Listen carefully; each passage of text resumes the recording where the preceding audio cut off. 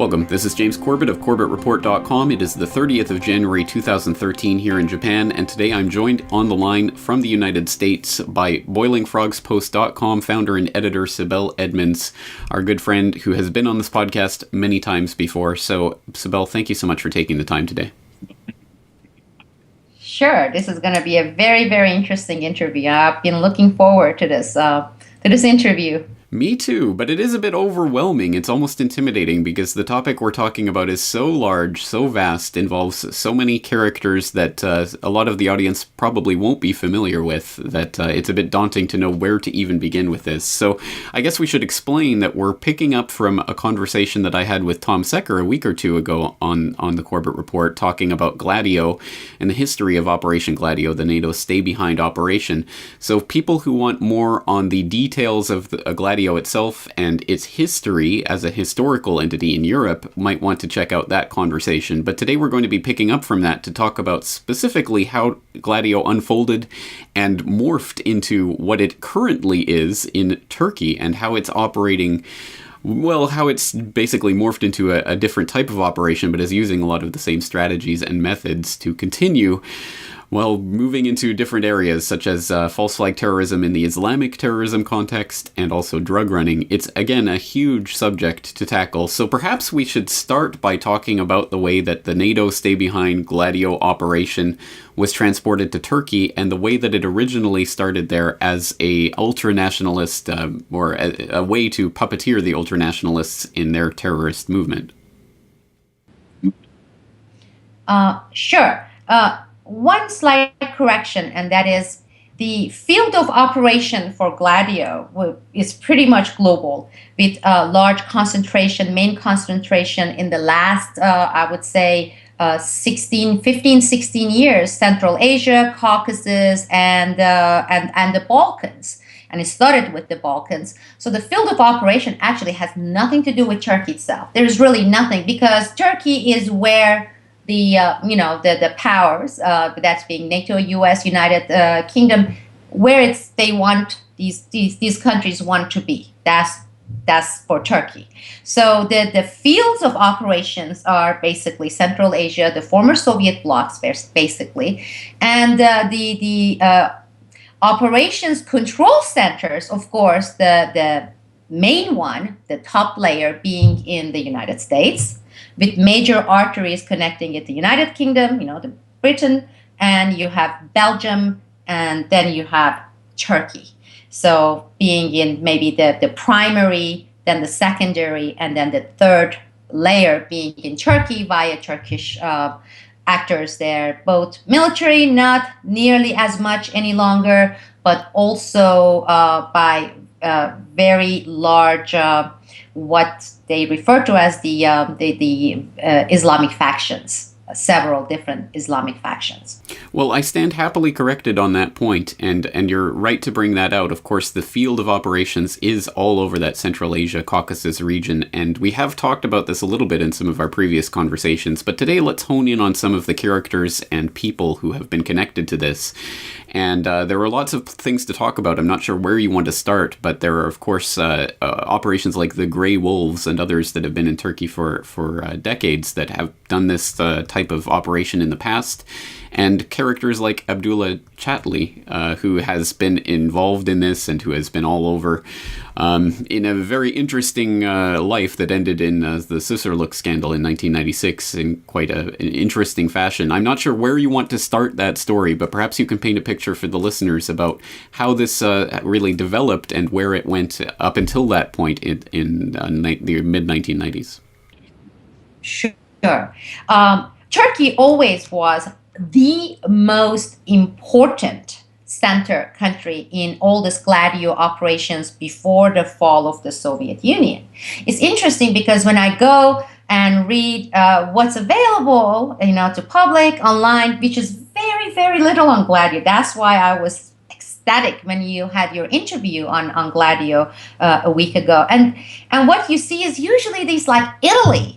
It's like Gladio and Italy and how it's unfolded, how it was disbanded, etc., etc. But you don't see much on Turkey, and Turkey was the most important operation center for Gladio. And obviously, it's because of its geographic location. Just take a look at Turkey on the map. And if you're looking for, that period of time before the fall of the Soviet Union, from Black Sea to its eastern, you're looking at all the former Soviet blocs being there. And then again, its position within the, Middle East, and the other side being connected to Europe. So Turkey always had the most position within this Gladio operations until, before the fall of the Soviet Union. And that you don't see. There are very few articles written out there, scattered. There's one good one by Le Monde, which was concentrating mainly on the actors you just mentioned, Abdullah Çatlı and Susurluk incident. And you have a couple of authors in Switzerland and in England who have written about this. Nothing here in the United States on that. So I give you a little bit of history because you covered a lot of this with your previous guests, but this history is going to concentrate more on the characters that we're going to be talking about and the Turkish side on this Gladio operations until the fall of the Soviet Union. And in Turkey, there were two prime groups that were working within Gladio network and carrying out some of the most important operations in Western Europe, in Northern Europe, and mainly in Eastern Bloc. And that was one, the formal official Turkish military. And that is made of both Turkish military and the Turkish military intelligence, directly connected to NATO, Brussels, and within the Gladio operations. But then beneath the military, Turkish official military, you had the paramilitary force. Who were these people? And that's very, very interesting. These people, again, you look at some of the articles and people talking about it. Yeah, they're saying they are ultra-nationalists. But what kind of jobs did they have? Who were these people who were recruited by Turkish military, trained and absorbed into US NATO's Gladio operations? Well, a lot of these people actually in 1980s, they were in jail, okay? They had positions that were, the best way to describe them would be the godfathers in Turkey. Babas, that's how they refer to them in Turkey, the Babas, and which means the godfathers. They were the top people who ran, blackmail, heroin operations, and even back then, Turkey has always been the most important artery in moving heroin into Europe, whether it came through the borders through Iran or it came via some Kurdish factions coming through Iraq. So Turkey has always been important. And these Babas ran, and military did too, Turkish military did too. But they were also ultra-nationalists, but they were secularist ultra-nationalists. They put Ataturk, the father of Turkey, the father of modern Turkey, and basically in the place of God, and of course Ataturk advocated secularism, forced secularism, and I have to emphasize this, forced secularism. And these guys, even when I was growing up in Turkey, they were very easy to identify. They usually wore this mustache that really resembled the Hitler mustache. And they had salutes that were like for gray wolves, that was like this. And their Babas were in jail. And these guys had informants all over, not only in Turkey, but in elsewhere. So as part of Gladio's plan, Turkish military, Turkish police, Turkish intelligence forces, they took all these notorious, these are psychopaths, sociopaths, okay? These people are mass murderers. They took them out of these prisons and they said, you know what? Now you are going to, with your skills, with what you do, with what you know, you're going to serve the state. And that is Turkey and the great Turkishness. And great Turkishness is also being protected by the West because the communists is out there. They're going to take us over. Then we have these issues with the Kurdish people. And meanwhile, you can also fill out your own pockets. You can still be big, you can still be godfather, but your main role, and this is why we are releasing you, bringing you out, is going to be serving us for all these operations. So these guys were removed. They were sent to various centers, including in Brussels, and they received training both via Turkish military, via U.S.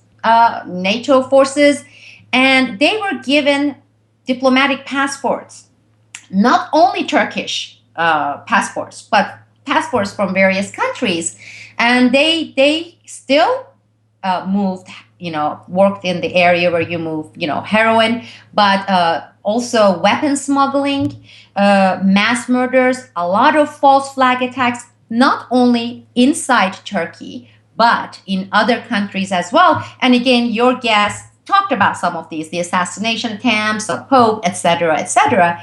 And they also filled out their own pockets. So these were the characters. Now, it's very interesting. You say, for a lot of people would say, well, this was before, during communism, and we also did things with Mujahideen and Bin Laden in Afghanistan, and also it deals a lot with Turkish politics. So why should that interest people here in the United States? And because this is as much as they know or they read or they hear. So what happens after the fall of the Soviet Union?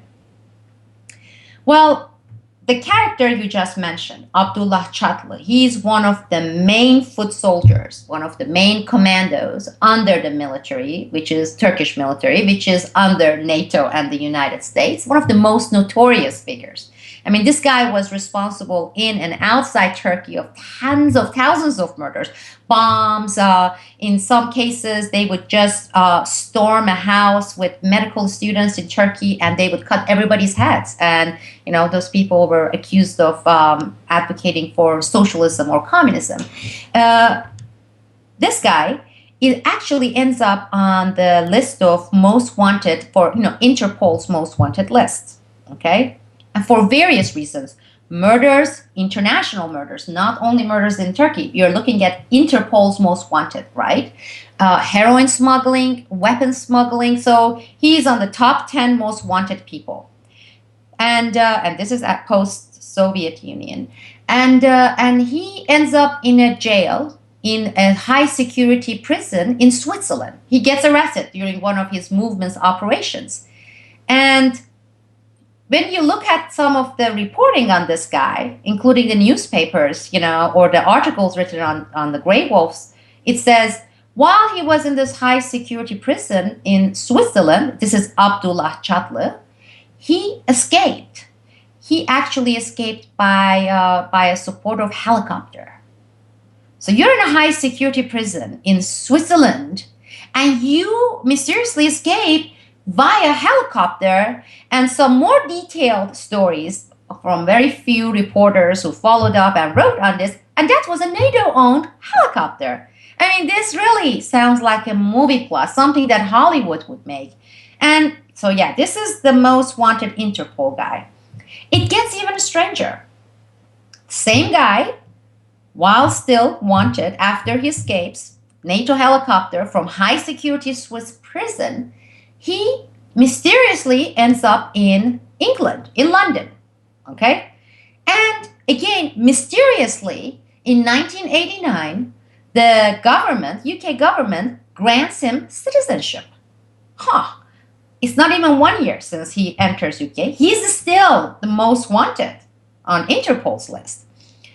And then, within a year after that, the same guy, Abdullah Chatlı, flies over, comes to the United States, and this is around 1990, 1991, comes to Chicago, and is mysteriously given an American passport, American green card. This is not passport yet. And during all this time, he is among the top 10 most wanted people by Interpol, okay? Now, the first question people should ask, especially those who say, this is about some, during Cold War and communism, and it's a Turkish internal politics.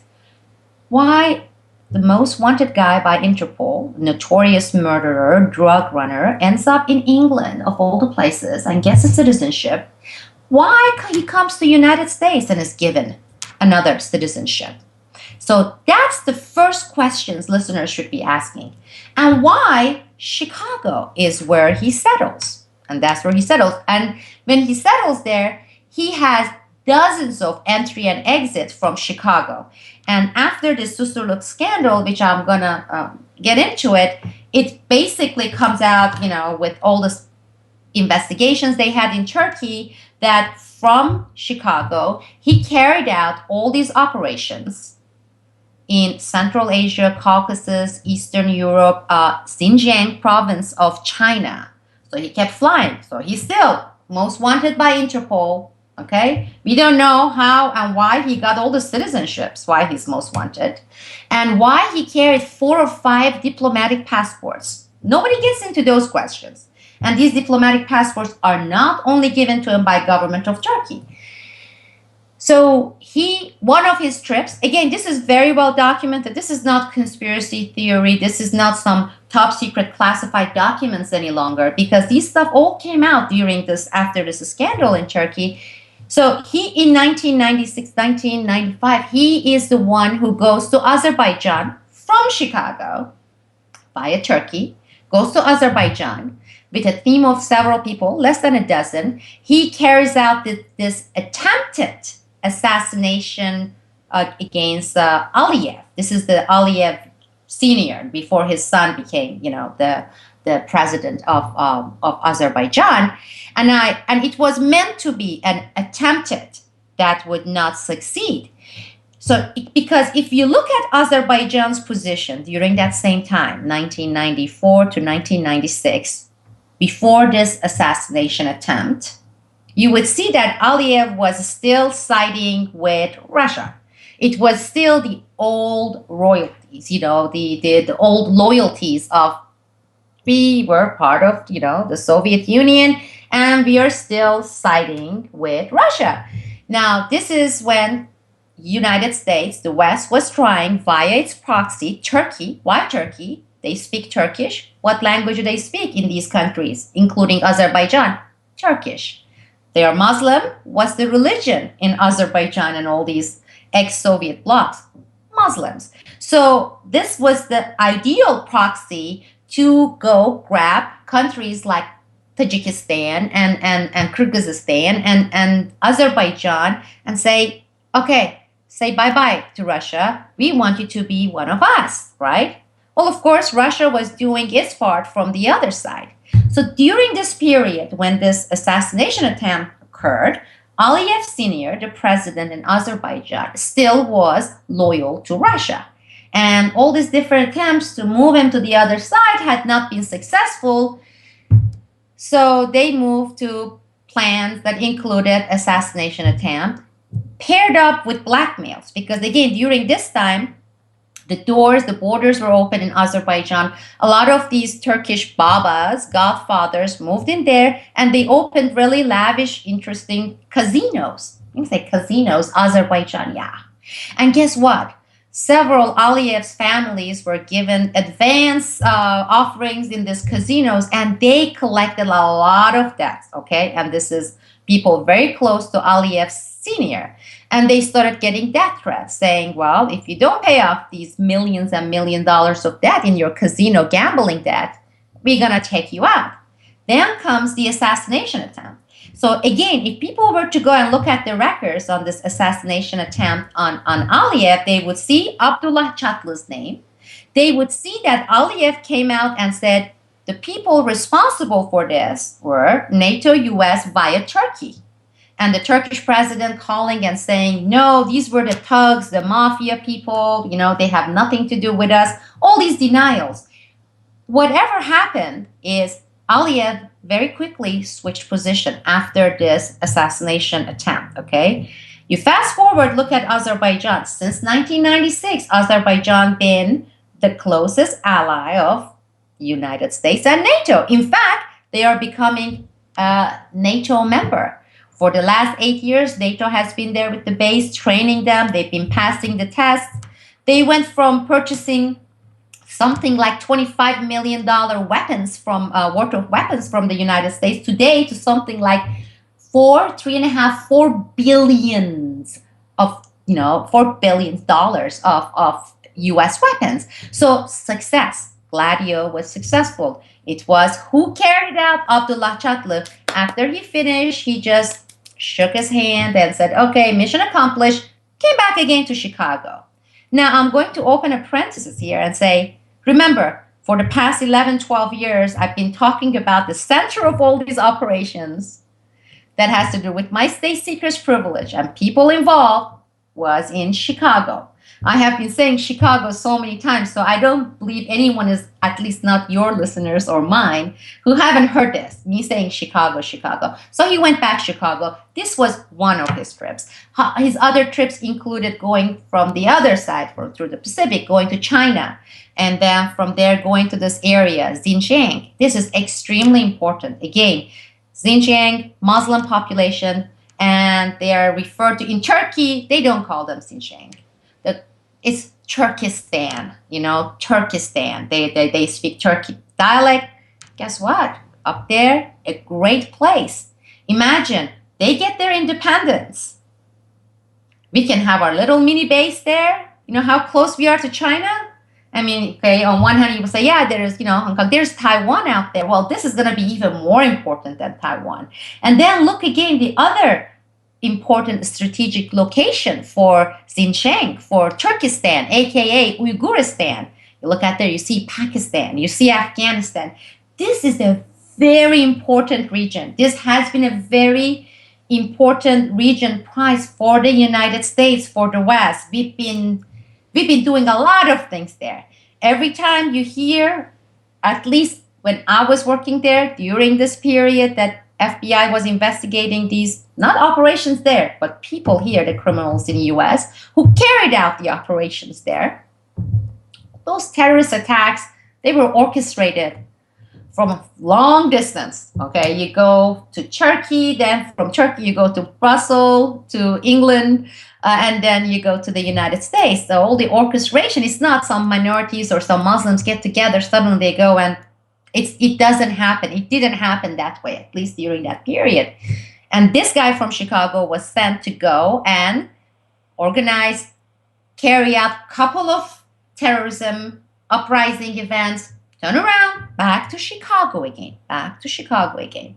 So NATO, the Gladio operation via Turkish military and Turkish Godfather, ultranationalist, criminal thug, paramilitary continued until around 1996. Towards the period like 1994 to 1996, the decision makers, the top layers of NATO, the US, what we usually refer to as shadow government, their powers, they were having this debate. They were having this two options in front of them, two plans. Which one is better? One is what they did before the fall of the Soviet Union, and that was using ultranationalism, fascism, against the Soviet Union, against communism, versus what they have already seen as a very successful plan. One, they saw it in Afghanistan with the Mujahideens, Bin Laden group. But then recently, and this is 1994, 1995, 1996, they were seeing its use again and again in the Balkans, in the Kosovo region, in Bosnia. And this is when we have all this Mujahideen, Bin Laden, Zawahiri. Think about, factions from Egypt, Saudi Arabia, Pakistan, bringing them to Turkey, train them, bring them over there.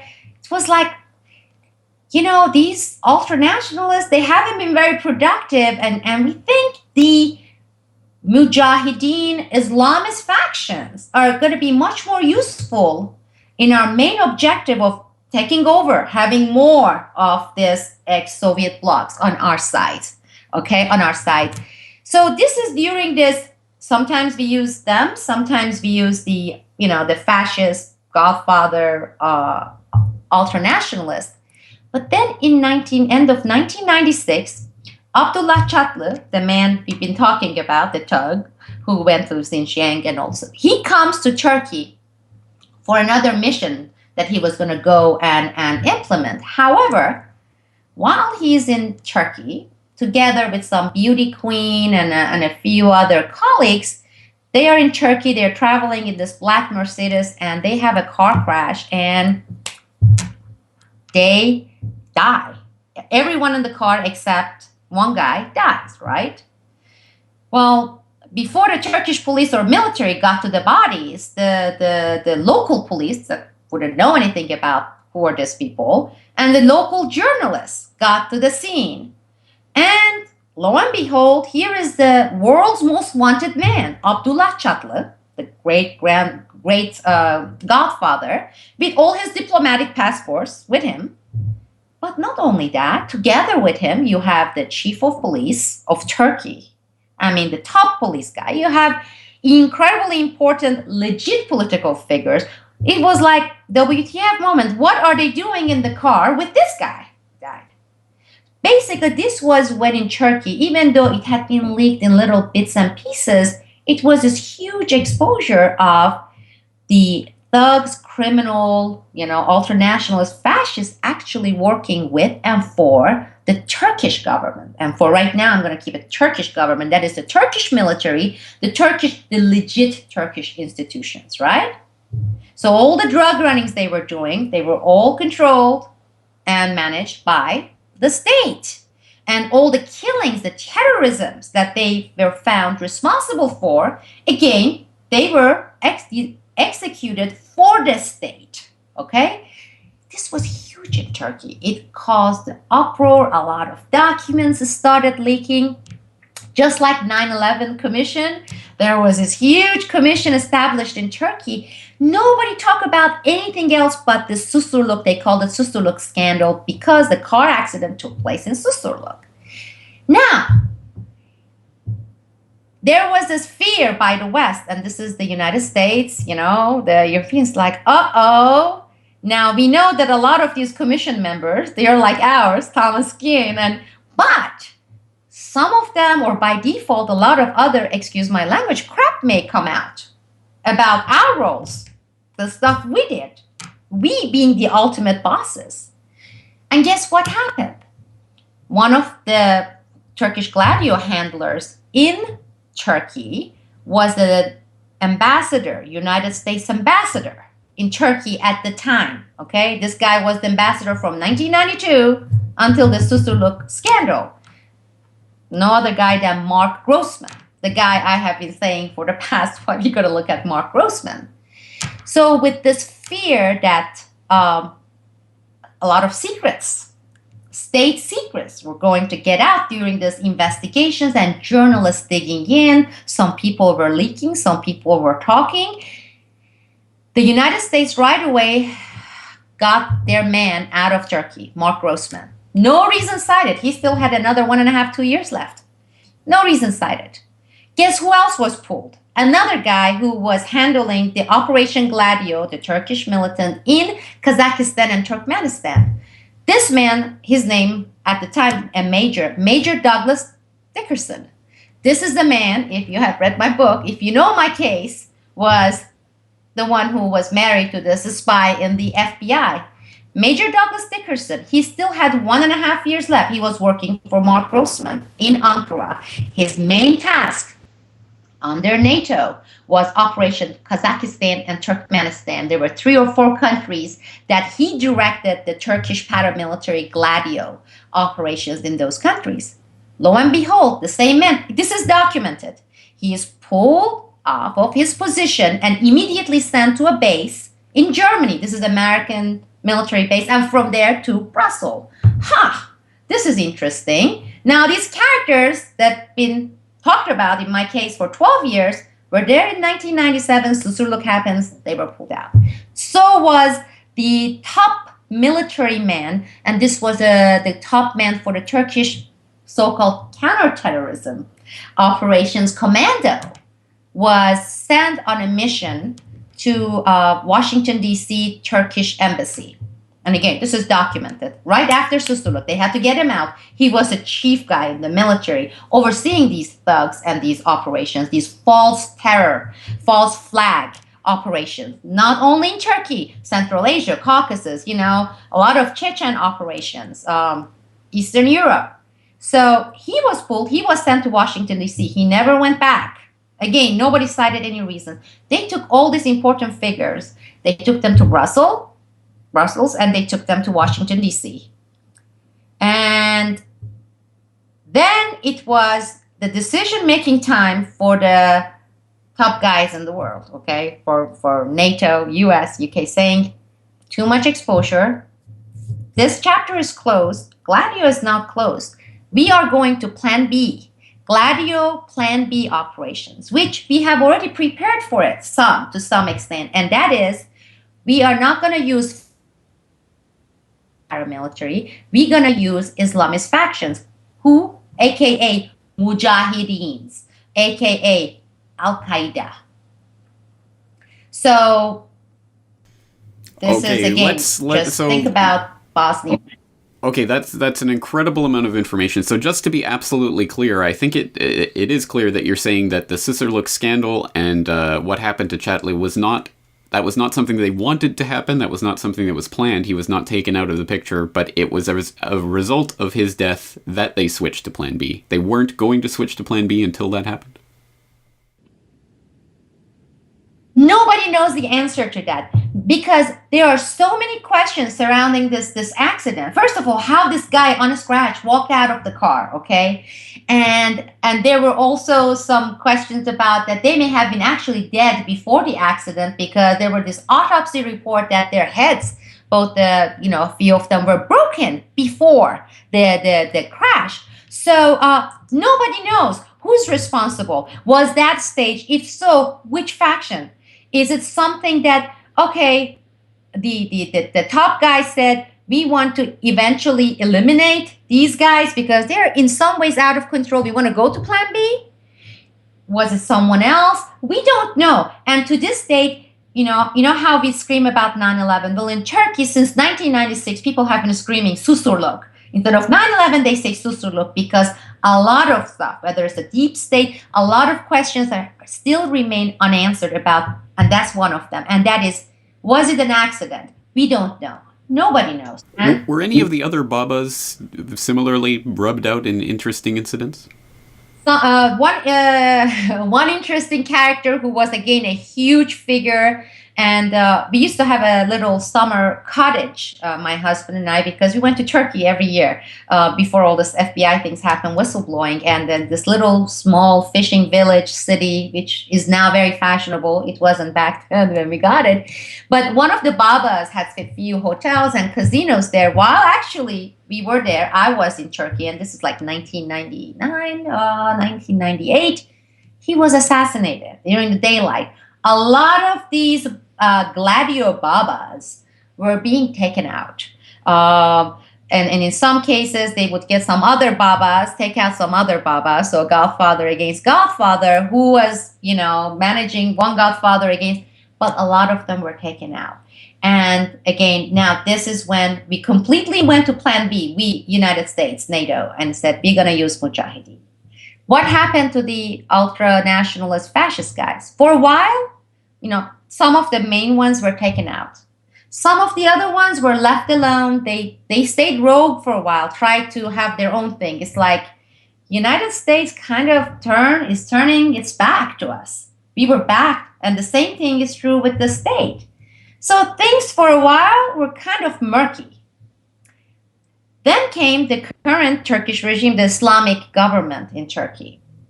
It's very interesting because in the United States, a lot of things came out, writing saying U.S. was kind of worried about this Islamic government in Turkey.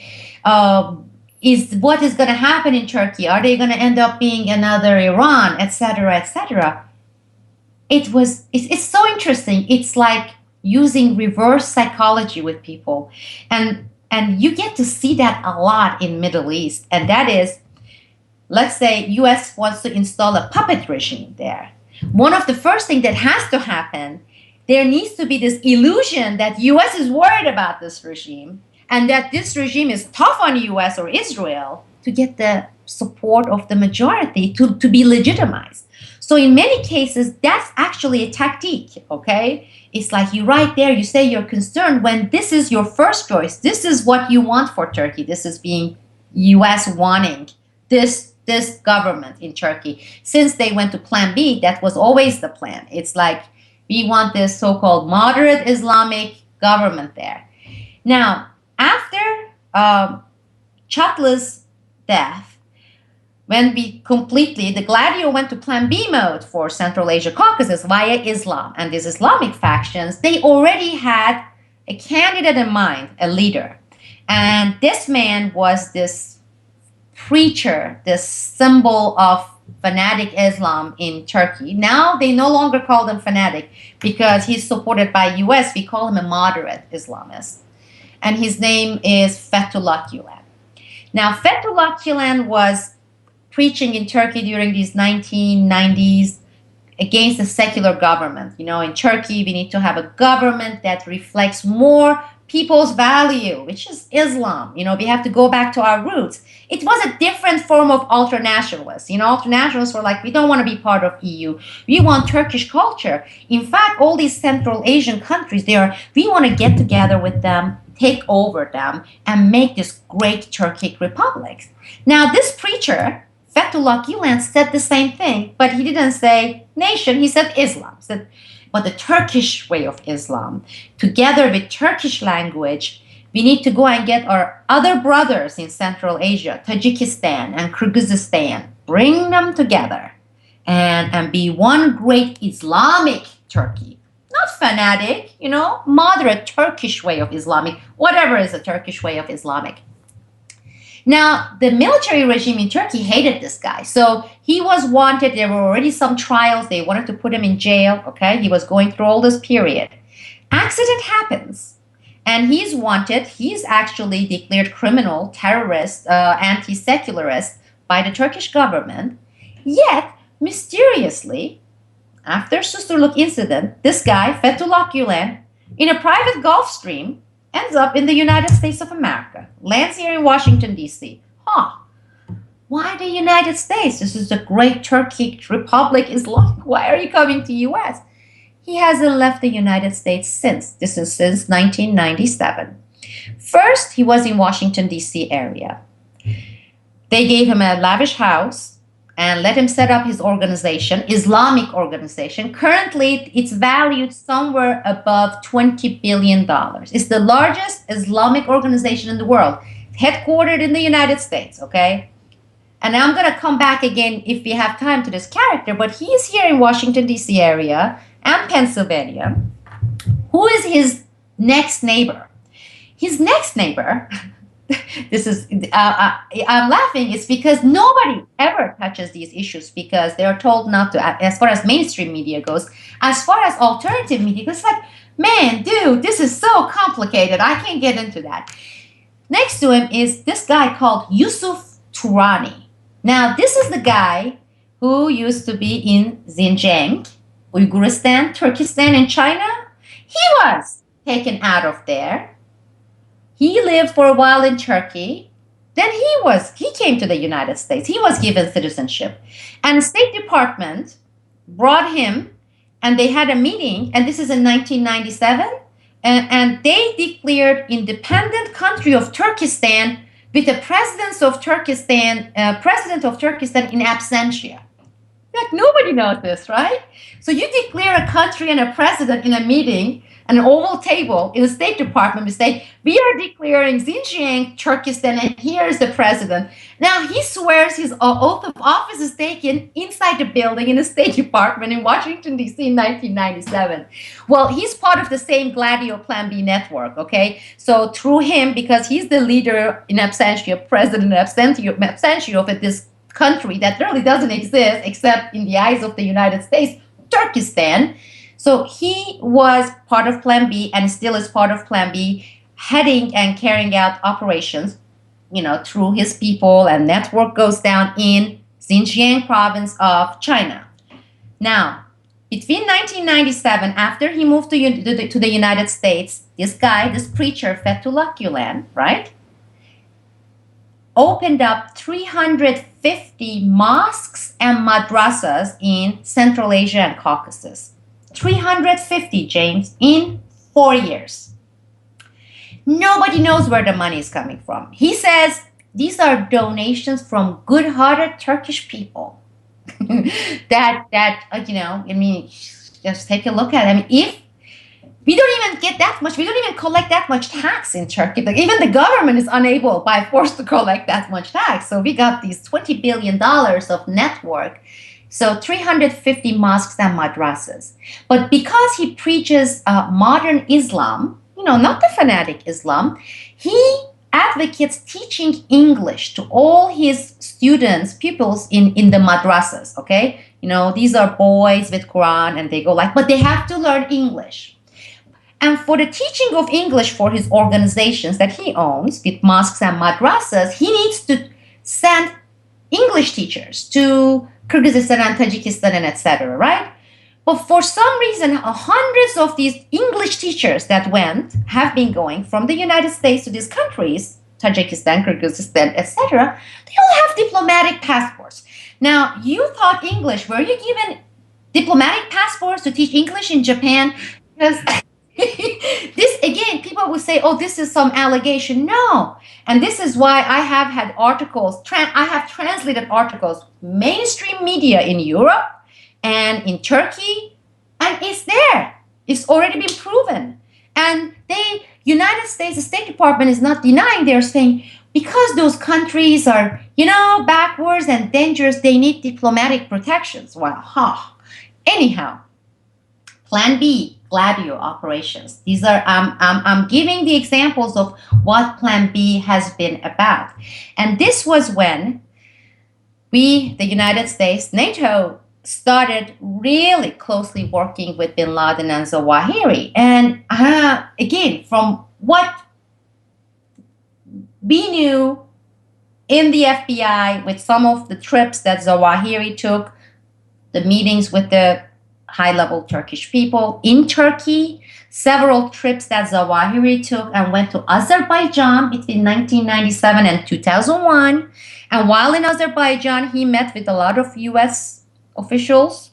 It was sponsored and it held the meetings in Turkish embassy in Baku, Azerbaijan with Zawahiri. Prince Bandar was there. A lot of the stuff that we got, bin Laden seemed to be number two. It was all Zawahiri. Believe me or not, it was Ayman Zawahiri. It was Zawahiri that came to Turkey and then went from Turkey to Albania to Kosovo. So anyhow, United States, together with Turkish military faction of it, started working very closely in these countries with Ayman Zawahiri, bin Laden, Prince Bandar. Lots of meetings took place. And a lot of it was coordinated via, the Turkish proxy. Well, these Turkish proxies were being investigated by the FBI, not for that reason, for other reason. But inadvertently, we were getting this information through the recordings of whether it is, hypothetically speaking, Turkish military being wiretapped, or if it's a Turkish military attaché, diplomatic institutions, other various front organizations. So let's say you were, via FISA, you were monitoring it, you being the FBI, to see if there are some espionage activities, etc. But while you're monitoring them, you are coming with mother loads of information. It has to do with And another interesting thing that I have to mention here is, and nobody has ever mentioned this in public. Now, in the FBI, every single country except 4 were wiretapped, were monitored under FISA. And by this, I mean all their diplomatic arms, let's say if it's a German embassy and a German military attaché in Washington, D.C., okay? Under FISA. 4 countries, except 4 countries. 4 countries were exempt. They could not be monitored by the FBI under FISA. That could be used in espionage and even criminal activities. You want to have a guess? Can Or I country? take a stab at it? A lot of people would say Israel. It's not. It's not Israel. I'm gonna Okay, guess go ahead. Turkey is on that list. No, it was until I started the official Turkish division for the FBI. Right. Prior to my employment with the FBI, the Pentagon sent this lieutenant colonel woman. She was a Turkish American woman, NATO Pentagon liaison. They would send her every 2-3 months to come and randomly translate certain things for the FBI because certain things were being recorded, but FBI couldn't have an official division, meaning they could never investigate criminally or for espionage. Turkey is one. All right. 3 more. Oh no. Well, if it's going to play into what's happening in Central Asia and the Caucasus, it would have to be perhaps Pakistan?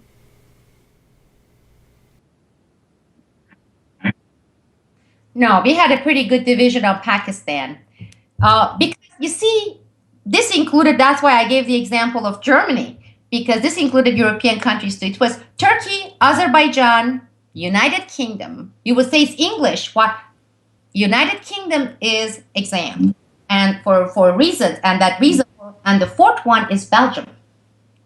Nobody in the FBI is allowed because there's too much sensitive stuff going on with Belgium. Okay, so these are the four. Now Israel, we had a huge division, and FBI was extremely frustrated. They hated how investigations were being stopped, etc. But we had a huge division there on Israel, and we had so much crap on Israel. They had huge amount. Unfortunately, it could never be used, but they never, they still collect. But no, not Israel. But it would be Turkey, Azerbaijan, and UK, and the Belgium. And again, as I said, the artery at the beginning of this interview, it was United States, Belgium, England, Turkey. And so anyhow, Fethullah Gulen still is here. He's still in Turkey. He has this huge castle built in Pennsylvania. He has opened. Sorry, before we go on with that, I just want to spell that out for the audience out there in case they don't know. Of course, one of the implications of this, NATO's headquarters are in Brussels, in Belgium. This is the head of NATO itself. So again, just to spell that out for people in case they didn't quite get the implication of that. Correct. Absolutely. And during the Susurluk investigation, some of the documents that became public, the special office in Pentagon that was responsible for all this Gladio false flag, false terrorism operations, the exact division was spelled out in documents. I mean, they had a major office. There's a major division that oversees that. And as I said, they work with these thugs and criminals. And the fact that as people write and talk about it, it was not dismantled and just like left there after the end of the Soviet Union, after the fall of the Soviet Union. It went forward with the operations, and in 1997 it went to Plan B. And this is why, again, during the interviews I said, this is very interesting because during this 3-4 years period, there were dozens and dozens of joint operations with individuals like Ayman Zawahiri, and it was never called Al-Qaeda. It was Mujahideen, headed by. And again, it's very interesting. When lately, these leaders, these regimes we topple in these countries, they end up dead, so they cannot talk, or they end up sick with heart attacks. They can't talk, really have trials. We saw it with Gaddafi.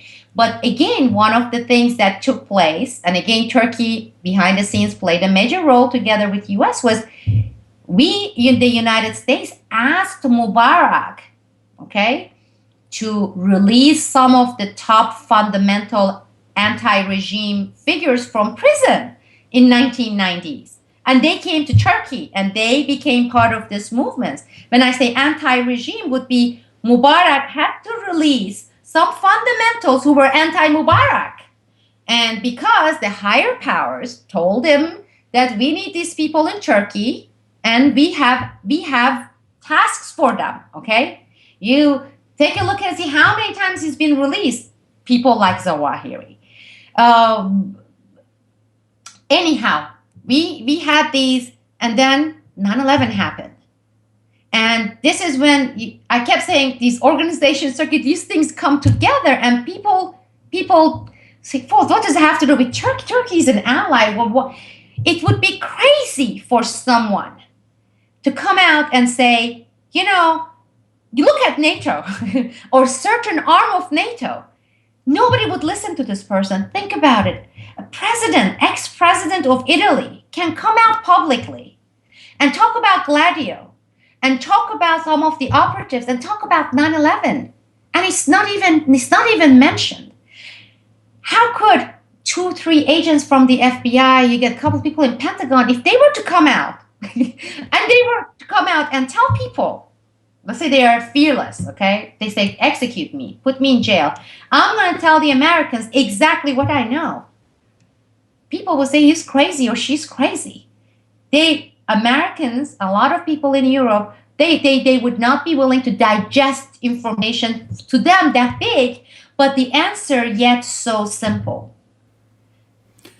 Well, let's spell this out for people, because you've talked about the plan A of Gladio, which is more, I think, what people understand Gladio to have been, talking about the ultranationalists. But moving into the plan B era with the Islamization of the Central Asia and Caucasus and working with people like Zawahiri, I guess the question a lot of people have is, how is this Gladio? Gladio was the stay behind to counter the Soviet threat. So the idea is, well, after the Soviet threat is gone, what is Gladio's purpose? So I guess the question is, well, what is Plan B? What is it actually attempting to achieve?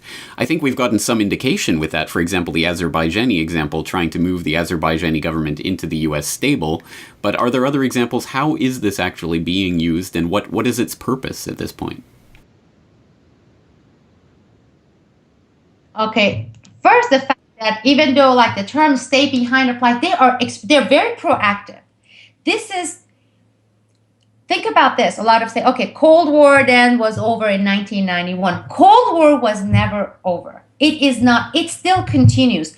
The war over resources, okay, continues. Not only that it did not end in 1990, it actually accelerated, okay? A lot of emphasis, attention today is on Middle East. Why Middle East oil, right? In less than a couple of decades, the next Middle East we're going to be seeing is going to be Central Asia, much worse, much bloodier, with much worse ethnic divisions, divisiveness and conflicts there, because the amount of natural resources they have, whether it's oil or gas or minerals, it's because it's towards the end of it, what we see in Middle East. They are almost done with. Okay, we still have the unexplored regions within the Caspian Basin. We still have Iran, yeah. But the ultimate prize has always been Central Asia and Caucasus. If you go back to Brzezinski, if you go back to the old doctrine, you would see that said Eurasia. It's not. Middle East is the past. It's over. It's a finished chapter. They like what they are seeing. People, we are stuck by watching, observing Middle East, and nobody's paying attention. What is happening?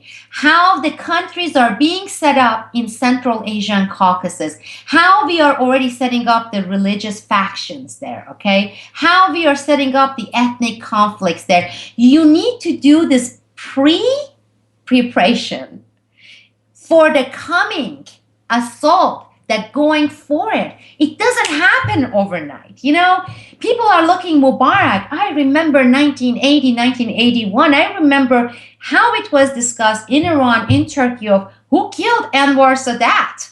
It was, the biggest thing was, it was Mubarak. Who wanted Mubarak to implement that? It was always the United States. So, but today it's like, oh yeah, this big bad guy, Mubarak, he's in jail. They don't know the context. Are people missing the context of what we are doing? 9/11 happens, okay?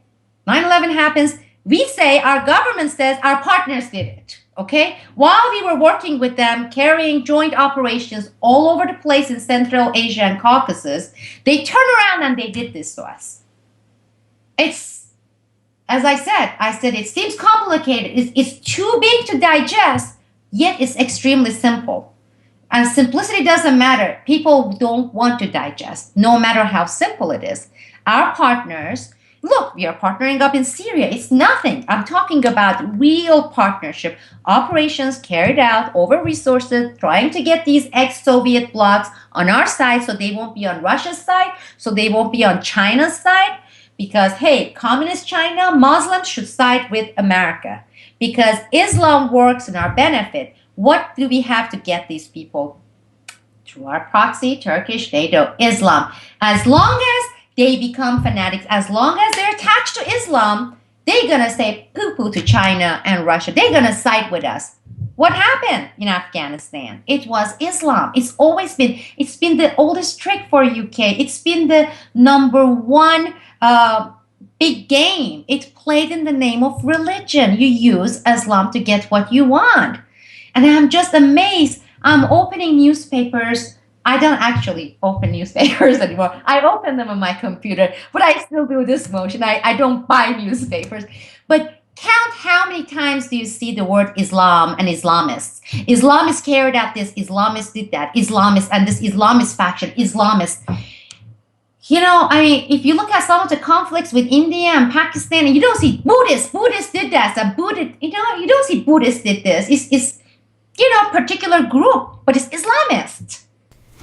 Absolutely right. I mean, we see the absolute Islamization of the area and the 350 madrasas that Gulen has put into that region, and with the English teachers being sent over with diplomatic passports. It all lines up exactly as you're saying, but there's another huge piece of this puzzle that we haven't even touched on yet, and that's the drug running, which of course is absolutely central to a lot of the geostrategy of the region, and of course Turkey absolutely important in terms of smuggling for the heroin routes.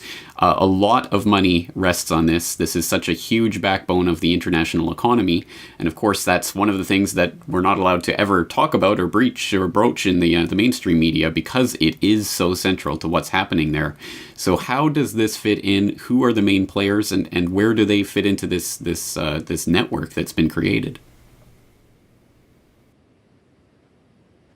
Sure. First of all, I have to first say, I know the information. I know both through the work I did during the short period of time with the FBI that involved the top Turkish operators and movement of heroin, and this is before 9/11 until a few months after 9/11, but also my own research, but also my own contacts and sources in Turkey. But as far as during my work with the FBI goes, and the information that by default we gathered, because some of these Turkish actors under investigations who were being monitored, they were the major players with bringing in heroin.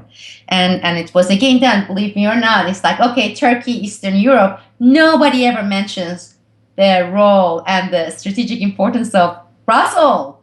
Brussels is extremely important in the transportation and in the distribution of heroin. But nobody would want to think about, Brussels, European country, Belgium, it just doesn't fit. We need to find countries like Pakistan and Turkey. Yeah, Midnight Express, that makes sense. But UK, Belgium, that doesn't. But one false information that is being put that I have to correct here by people is Taliban ended the opium production, the puppies production, and then after 9/11 it started. Of course, after 9/11 it went from $5 billion worth or $1 billion worth to 50, 100 billion, increased tremendously, but they never ceased producing. And I know this firsthand, and I know this through my work with the FBI. It is a known thing. They still did. It was nothing like to this extent, the scale that it is today, the production of the opium heroin, but it was there. However, until 9/11, the majority of that operation, and again, it was nothing compared to what it is today, the biggest share was actually carried out, both operations, taking it to the labs by the Russians. If I were to throw a number, I would say it was 70 to 80% was under Russian control in 1990s. This is Russian mafia, certain Russian military elements, certain Russian intelligence elements. They cared that they had a lot of network put in place even after they got out of Afghanistan, and they continued that. And something around, again, don't quote me on the number. If I were to throw a number, I would say somewhere around 20% was being smuggled through porous borders region into Iran, from Iran into Turkey, some of them through Kurdish couriers into Iraq, from Iraq to Turkey, where the lab processed it, but it was 20 to 80.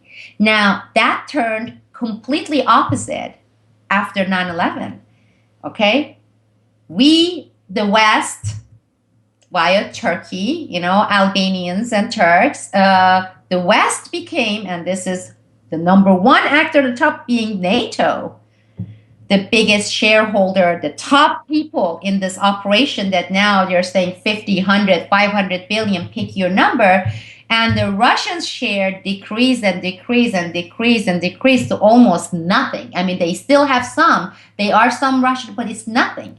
And that's why, again, this is fact. This is solid data pouring in. Who were the actors? How much of the share it was, and how much it is now. This is why I wonder sometimes when Russia screams and says all this heroin comes into Russia, and we want to be part of this eradication program that has increased the poppy production into whatever 50 billion. I guess we call it now eradication, increasing the production. I'm like, maybe it's a code language. Russia says we want in on this, and maybe to pacify Russia, we say, yeah, we are eradicating, and the production is going up. Come, we'll give you another 10%. Help us eradicate, puppies. So that's for the heroin portion of it. And while we are at on this topic of Russia, and I want to mention this, and I find this mind-boggling. Our operations, Gladio operations, U.S. NATO via these Turkish paramilitary groups, and later via the Islamist groups, a lot of it had to do with what we were doing with the Chechens and the Chechen movements and the Chechnya, carrying out terror attacks in Russia, a lot of it within Russian borders. Now, then we're going to get into Ergenekon, and I don't know how much time we have. It may be part 2 for this interview, because a lot of these former ultranationalist fascist militaries who used to fight Russia or counter the Soviet on Gladio's side, after they were basically thrown out, started being assassinated, they were thrown out by NATO, and they lost their protections, and these are the military fascists in Turkey. The ones who survived, they had to get themselves into, to Russia, and they defected to Russia. They went and they sought political asylums. You will see several Turkish generals who've been in Russia in the past 3-4 years, with all the trial against the Turkish generals, Ergenekon in Turkey, and with some of these people being assassinated mysteriously, including some of the paramilitary groups, in order to defect, in order to get the asylum, in order to settle and get the Russian government protection. Of course, they had to give, I'm certain, a lot of information to the Russian government and to FSB.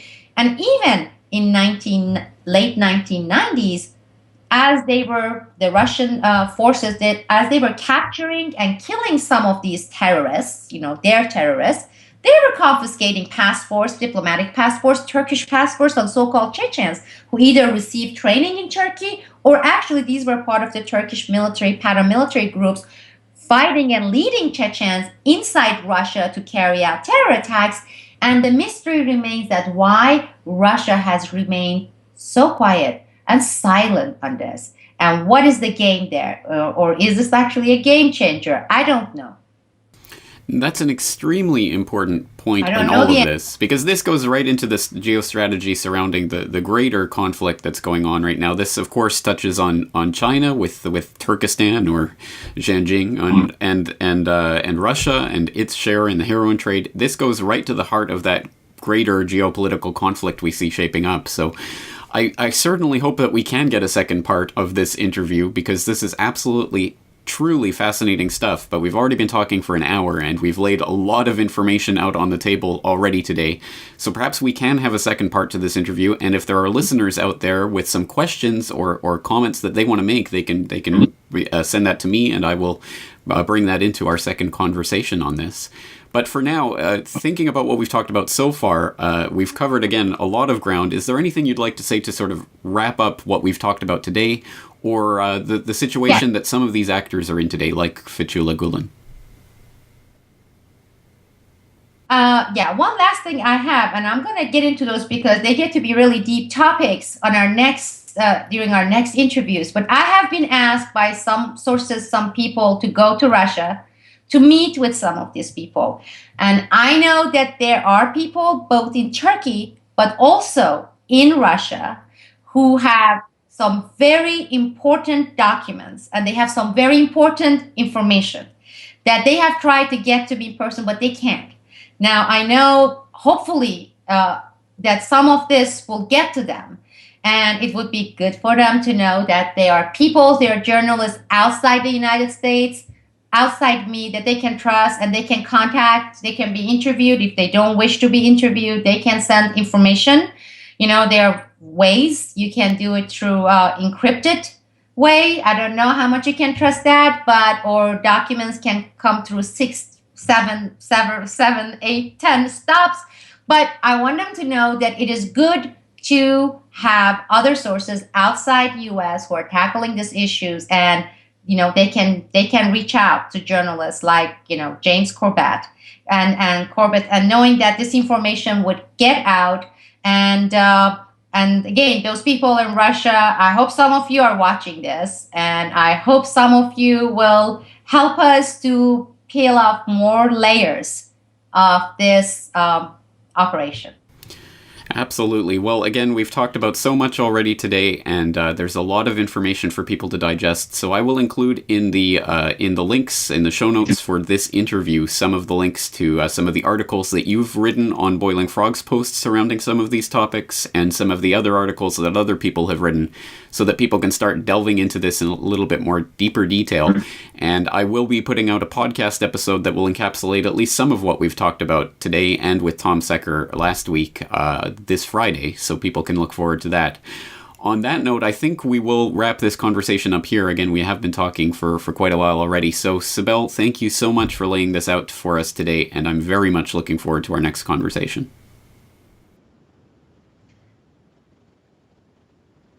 And thank you for tackling this topic, which is extremely important. In my prelude, I called it the master key to understanding of things, including 9/11, and I'm glad you're holding that key. Thank you. Thank you. This video is brought to you by the subscribers of BoilingFrogsPost.com. For more information on this and other topics, please go to BoilingFrogsPost.com. For more information and commentary from James Corbett, please go to CorbettReport.com.